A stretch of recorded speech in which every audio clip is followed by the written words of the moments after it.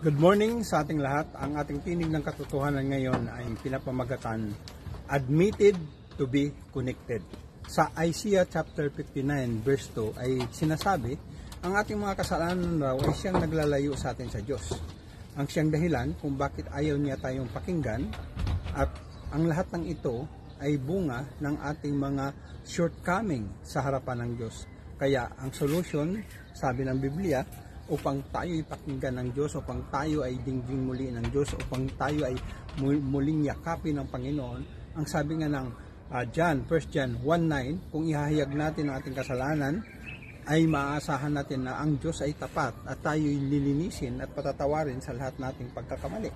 Ito yung kagandahan sa Diyos na ating pinaglilingkuran, ang Diyos ng Israel, ang Diyos na nagsugo ng kanyang anak, ang Diyos na nagsasabing hindi tayo iwan, hindi tayo pabayaan, na nais niya na ikaw at ako ay pag lumapit sa kanyang banal na presensya, kasi holy ang Diyos, we need to confess, we need to admit everything na tayo'y nagkakamali.